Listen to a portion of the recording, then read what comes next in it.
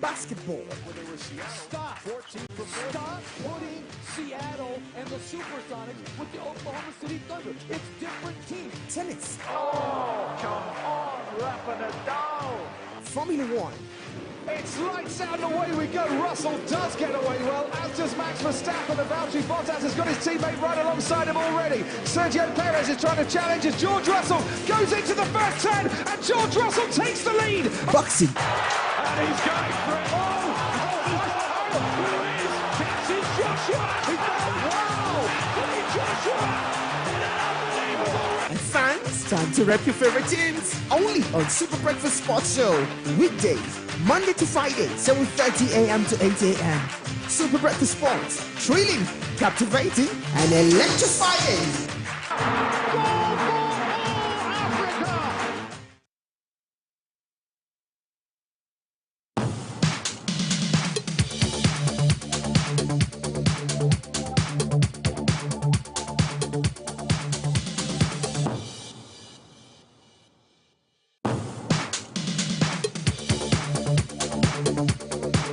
Hello, good morning. Welcome to this superb edition of Super Breakfast Sports with me, Merich J, on your number one family lifestyle talk and urban radio, Super 93.3 FM Port Harcourt. Today is Saturday, the 20th day of August 2022. On the show today, we'll be bringing the violence. Two big fights tonight with a lot of Nigeria interest. The heavyweight boxing rematch between Anthony Joshua and Alexander Usyk in Saudi Arabia, and also the UFC welterweight championship fight between Usman Kamaru and Leon Edwards. So the question this morning is quite simple and easy. Maybe easy if you're on the side of any of these fighters. Can Anthony Joshua reclaim his heavyweight world titles from Alexander Usyk, to whom he lost 11 months ago? And also, can Usman Kamaru retain his title against Leon Edwards in UFC 278 later tonight, or maybe early as of tomorrow morning? We'll be speaking to a man who really loves the combat sports, but unfortunately ended his career after one or two sparring sessions. Gogori Nemi will be joining us very shortly to talk all through this one. You can also get in touch with us. Let us know what you think by heading on to our Facebook page at Super FMPH, where we're live streaming, to drop your comments starting from now. You can also feel free to text us on WhatsApp or use the phone lines when we throw them open. And do not forget that we also have our Super FM Global app. A priority will be given to the comments from the Super FM Global app. Head on to your Play Store now if you do not already have the app, and search for Super FM Global, and you're just one click away wherever you are in the world from your favorite programs here on Super 93.3 FM. Without wasting any more time now, vamos.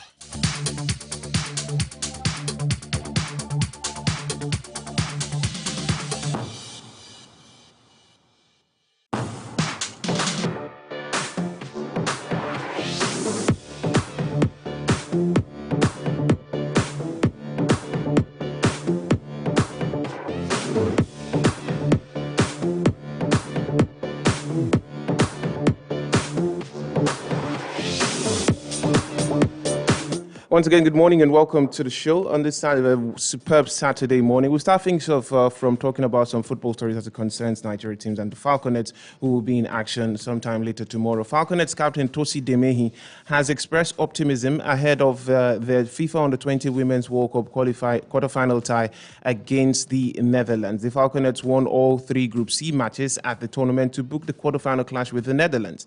The two-time FIFA Under-20 Women's World Cup runners-up will trade tackles with Holland on Sunday by 11:30 p.m. Nigerian time. Speaking ahead of the encounter, the reliable defender and captain of the side pleaded for Africans and Nigerians to show support and prayers to overcome the Netherlands. She said in quite confident manner, and I quote, "The players are not relenting. We know that the knockout stages are a different ballgame, and we are also going to the knockout stage with different mentality and strategy. So Nigerians should be expecting a wonderful performance from us. The Netherlands match is nothing to be afraid of, because we have different strategies and mentalities to see them off." So said the captain, Tosi Demehi. Now to some bit of information from the Nigerian Football Federation. The chairman of the NFF's Electoral Committee for the 2022 Elective Congress, Senior Advocate of Nigeria, Aikunegbe Anthony Malik, has declared that himself and his team are ready to accomplish the task at hand with utmost integrity and credibility, saying transparency and diligence will be their watchword. Speaking on Friday, a day after the General Congress of Nigerian Football Federation, the senior advocate of Nigeria assured that the business of giving Nigeria a new NFF executive committee will be done without fear or favor and within the 42-day time span. At its 77th annual General Assembly on Thursday, the NFF Congress set aside the provisions of the NFF statutes of 2010 and the NFF Electoral Code of 2009 that provide for a certain duration between the time of constitution of the Electoral Committee and the process to conduct the elections. This enabled the Congress to set up both the Electoral Committee and the Electoral Appeals Committee with a mandate for the conduct of elections on the 30th of September 2022 in Benin City. Now, the NFF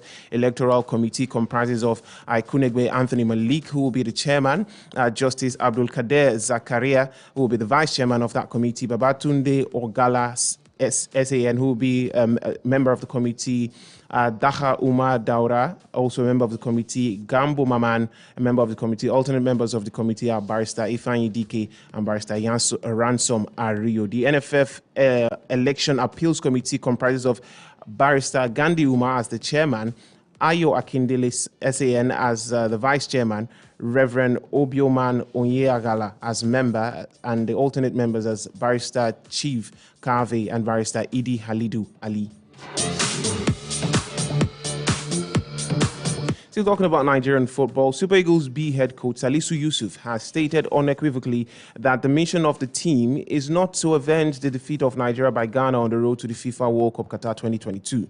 The coach, who took the Eagles B to a silver finish in 2018 in Morocco, said his current team is more concerned about qualifying for Algeria 2023 rather than to aim for revenge. The Eagles B team have intensified their workouts at the venue on a daily basis. The team played 2 friendly games against youth teams on Thursday as part of their build-up for the matches built for the 28th of August in Cape Coast and 3rd of September in Abuja. Remo Stars goalkeeper Kayode Bankole joined the team late on Tuesday to keep the number of players still in camp at 34. Bankole was called up as a substitute for injured goalkeeper Victor Sochima of Rivers United. Meanwhile, the member of the Executive Council of Ghana Football Association, the GFA, Dr. Tony Ombin, has declared the readiness of Ghana's Black Galaxies to conquer Nigeria's Super Eagles B team. Both teams will clash later this month at the Accra Stadium in the first of 2 legs, and the winner over the 2 legs qualifies to compete at the 2023 Chan in Algeria. He said, and I quote, "We're quite ready for Nigeria. We are not going to relax until we have overcome Nigeria. I know they are very serious about us given the history. We are also motivated to do what we know best," end of quote. The Black Galaxies beat Benin 4-0 on aggregate in the previous round, while Nigeria was thrown by into this round.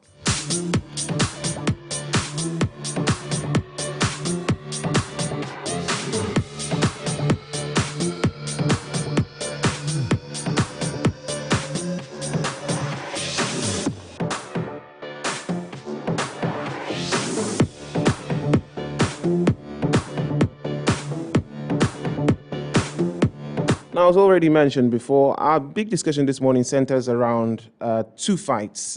First one of them, of course, first one, because that one takes place before the other, will be heavyweight boxing rematch between Anthony Joshua and Alexander Usyk. That will be taking place at the Jeddah Superdome in Saudi Arabia in the Middle East. And the other fights will see Nigeria's Kamaru Usman come up against old foe Leon Edwards in trying to defend his UFC welterweight crown. He's done that successfully 5 times. This will be his 6th title defense since becoming champion of the UFC welterweight division. So it's going to be a tough fight. And before that, we heard from Kamaru Usman a couple of days ago, and Kamaru Usman, shared his thoughts with us about the prospects of the fight.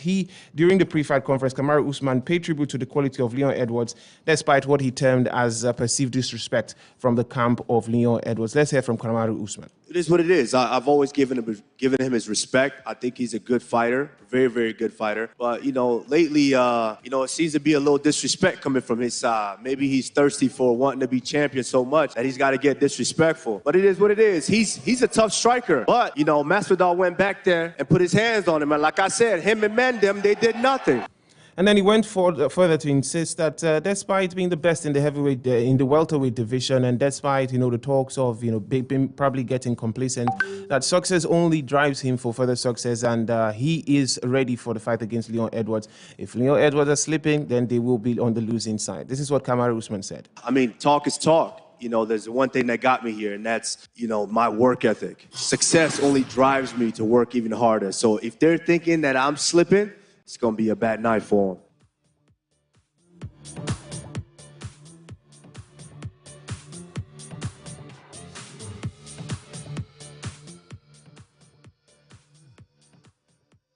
So you've heard from Kamaru Usman, and he's quite confident and should be, of course. He's successfully defended his belt 5 times, and he's won 19 straight fights. But on the other hand, we have Leon Edwards, who has quite an impressive record, 10 straight matches undefeated in the UFC. So it's a big fight all the same. And the one which many people will have their eyes on will be Anthony Joshua trying to reclaim his belts back for the second time against Alexander Usyk. He did the first time against Luis Ortiz, who after he lost the belt to Luis Ortiz, he went over to Saudi Arabia and reclaimed it. Lost the belt to Alexander Usyk this time in London, and he's heading over once again to Saudi Arabia to see if he can try and reclaim it. We heard from Alexander Usyk's trainer, Alexander Krasuk, his manager, and he talked about the fact that Anthony Joshua still remains one of the best heavyweights in the world. And I'm glad to announce on the Breakfast Wars that we've been joined by Gogo Orinemi this morning. Gogo, good morning to you. I'm sure you're pumped up for this one. Good morning, Mr. Merit, fans of the show. I'm bringing the violence this time. It's Mazalin setting, but at the same time, we want to keep it cool to run the delivery. But I'm pumped up. Good to be here, man. Let's go. Of course, no time to waste because we are really short on time on the program this morning. But let's talk about Anthony Joshua first before we talk about Usman Kamaru.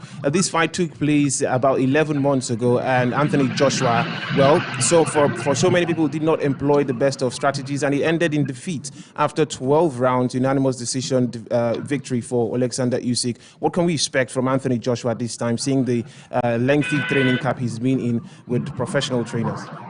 Yeah, you can take it to the bank. This fight is not going to be the same as the first one because Anthony Joshua, this is a different Anthony Joshua. Can you hear me loud and clear? Yeah, I can hear you. Go ahead. Okay, this is a different Anthony Joshua. He's had 11 months of the first fight, and at the same time, he is brought in coach Robert Garcia. So there's a change in strategy. There's also a change in mindset. Why do we say so? Because as good as Anthony Joshua was with Robert McCracken, it was obvious for Anthony Joshua to make the next phase in his career. He needed to shift camp. Not because Rob McCracken is not good enough, but for where Anthony Joshua is going for world dominance, not just dominance in the UK, he needed a fresh mind, fresh insight. And that's what Robert Garcia brings. For anyone that knows Robert Garcia as a coach, is someone that brings the violence. It's not a Twitter violence now. He brings the violence. We've seen his fighters, Maidana, Robert Garcia. They all fight one way. Antonio Margarito. They all fight one way. They go forward and they get the job done. And everybody will know that that was what Anthony Joshua was to do in the first fight, but he didn't do it. Now he has a coach that can employ him the best tactics to go forward and lay hands on Usyk. Put your hands on him. Derek Chisora, I would say, had a better fight against Usyk than Anthony Joshua. Because he was a better boxer than Anthony Joshua? No, but because he knew how to use his strength. Anthony Joshua didn't use his strength. So if you listen to Robert Garcia as a coach, all he's been talking all week is use your height, use your power, use your physical strength, stronger than him. Lay it on him and let's see how he's going to react. There were some points in that fight that Usyk was running away from Chisora. And Joshua is a better fighter than Chisora. So I would say, come on. And what are we saying? All of a sudden, I hear Usyk has now turned into a demigod, turned into Thanos. He's unbeatable. So all I want is when Anthony Joshua beats him, which I know he will, they should give the man his credit. So I'll tell you, a whole lot has changed in that 11 months, and AJ is coming in with a different mindset to get the job done. All right, and hopefully he does that tonight. And very quickly now, Usman Kamaru versus Leon Edwards. These two had a fight earlier on in their careers. I think in 2015. So 7 years down the line, they match up again in Salt Lake City in the United States of America. Kamaru 19 straight victories in the UFC. Leon Edwards 10 straight fights unbeaten. Can we expect Kamaru to once again defeat Leon Edwards, or did Leon Edwards make things difficult for the welterweight champion? Coming in fight, I always felt, besides Kobe, the next biggest challenge for our own Kamaruddin Usman will be Leon Edwards.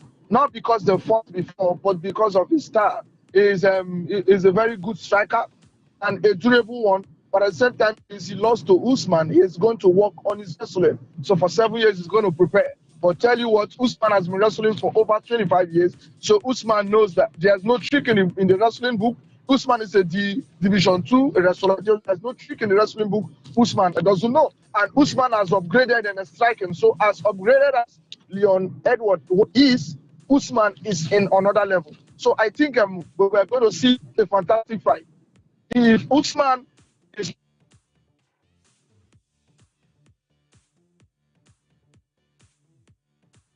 he will try and he takes you down. So I tell you, we are in for a very fantastic fight.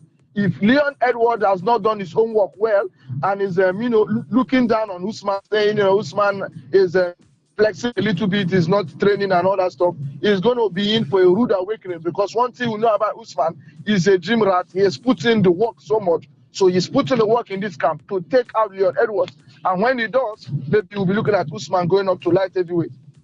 All right, so thank you so much for this. I wish we had a lot of time, but we'll have a lot of time when we return for Super Weekend Sports. I'm sure you'll be joining us to, lay more insight into these fights. Alexander Usyk versus Anthony Joshua for the second time, and also Kamaru Usman versus Leon Edwards. Thank you so much for your time this morning, Gugu. Yeah, thank you very much, sir. See you soon.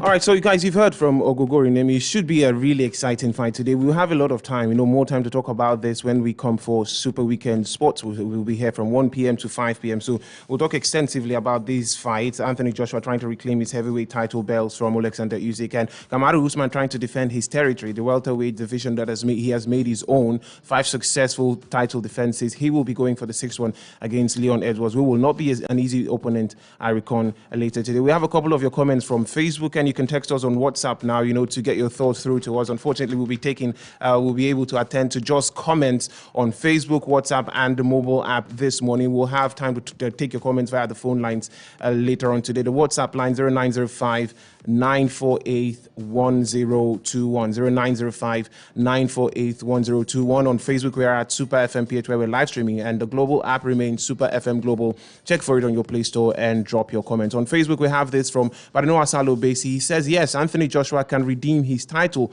from Alexander Usyk. We, the fans, need to pray and support him for his victory over Alexander Usyk. Well, thank you so much for that one, Barinoa. We're asking the question simply this morning. Do you think Anthony Joshua can reclaim his world heavyweight title belts from Alexander Usyk? And do you think Usman Kamaru successfully defend his belts, a welterweight crown in the UFC against Leon Edwards? Noali Befi says, best of luck to both of them, but Anthony Joshua needs a miracle to defeat Alexander Usyk. Usman Kamaru will win. Thank you so much for that. Temple Amasin says, I wish him the best because it's going to be a strong fight. Yes, certainly going to be a strong fight.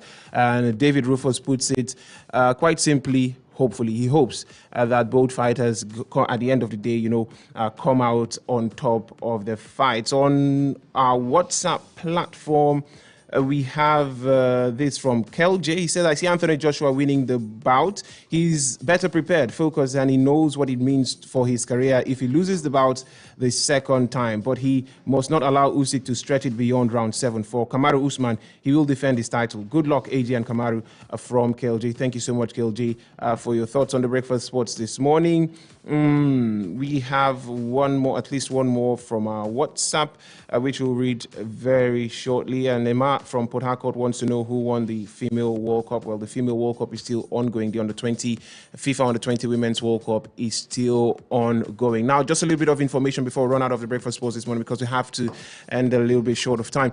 In the Premier League, there are games to look forward to today. A match day 3 in the Premier League. It will start off with Tottenham Hotspur hosting Wolverhampton Wanderers at the Tottenham Hotspur Stadium.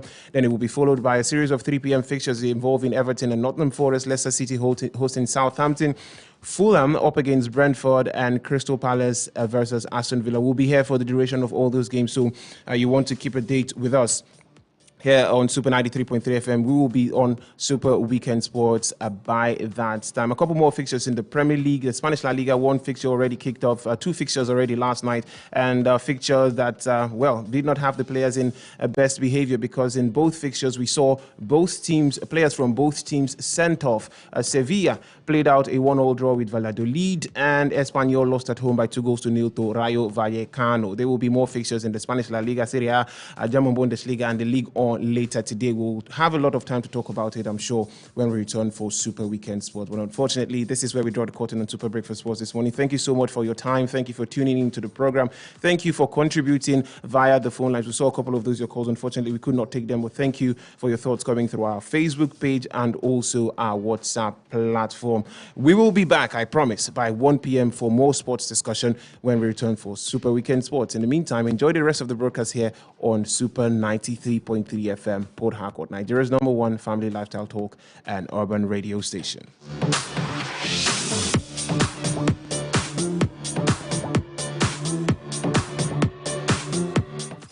Because no one does it better. We are Super FM.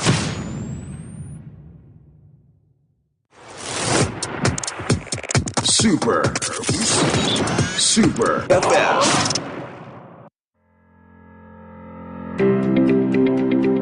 Missing out on your favorite shows? Now we got you covered. You can now download the Super FM Global app on your Google Play Store or iOS Store and enjoy the best of programs, news, sports, music.